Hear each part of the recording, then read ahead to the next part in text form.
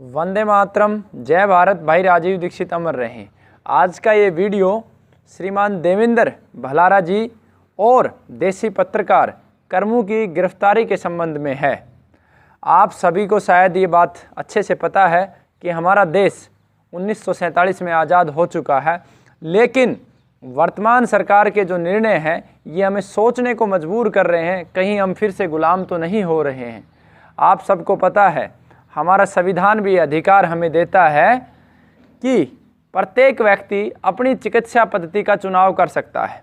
अगर प्रत्येक व्यक्ति को अपनी चिकित्सा पद्धति का चुनाव करने का अधिकार है तो आखिर ये क्यों जबरन वैक्सीनेशन को मैंडेटरी किया जा रहा है। जिस भी व्यक्ति को आयुर्वेद में विश्वास है, प्रकृति माँ में विश्वास है, वो उसके रास्ते पे चले, और जिसको विश्वास एलोपैथी में है वो एलोपैथी के रास्ते पे चले।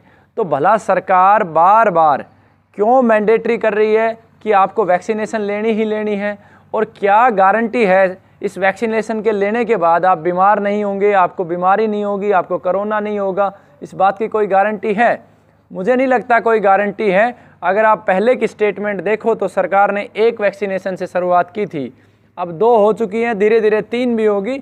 एक तरीके से आपको मानसिक रूप से गुलाम बनाया जा रहा है।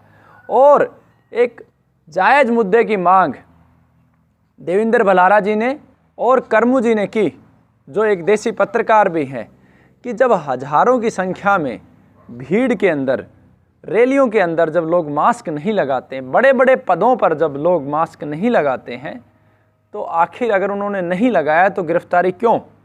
और मैं पुनः ये मांग करना चाहता हूँ कि आज जो देश की स्थिति है, इस स्थिति को देख के हमारे जितने भी वीर योद्धा हुए हैं, जिन्होंने इस राष्ट्र के लिए शहादत दी है, कहीं ना कहीं उनकी आत्मा रो रही होगी।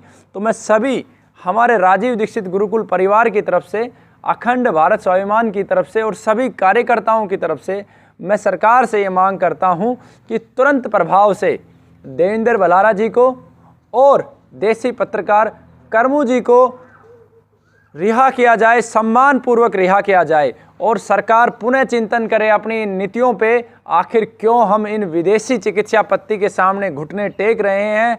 हमारी आयुर्वेद, हमारी चिकित्सा पद्धति दुनिया की सर्वश्रेष्ठ चिकित्सा पद्धति है। और मैं पूरे विश्व को एक बात कहता हूं कि अगर आपको आरोग्य की आवश्यकता है, आप निरोगी रहना चाहते हो, तो एलोपैथी आपको ये नहीं दे सकती। इसके लिए आपको प्रकृति माँ के पास जाना पड़ेगा, आयुर्वेद के पास जाना पड़ेगा, क्योंकि समाधान प्रकृति से ही निकलता है और समस्याएं भी प्रकृति का शोषण करने से ही होती हैं।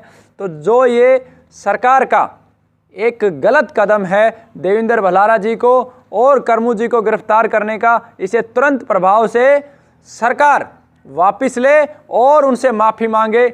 और सरकार ने जो ये निर्णय लिया है कि अनिवार्य रूप से वैक्सीनेशन लगाना, जो एक नियम बनाया है कि आपको पेनल्टी लगेगी, आप सरकारी नौकरी में हो तो प्रेशर किया जा रहा है, प्राइवेट नौकरीज में प्रेशर किया जा रहा है, इसको भी सरकार विड्रॉ करे, जनता के विवेक पे छोड़ दे। जिसे एलोपैथी में विश्वास है उसे लेने दे, और जिसे आयुर्वेद में विश्वास है उसे आयुर्वेद की पद्धति से चलने दे।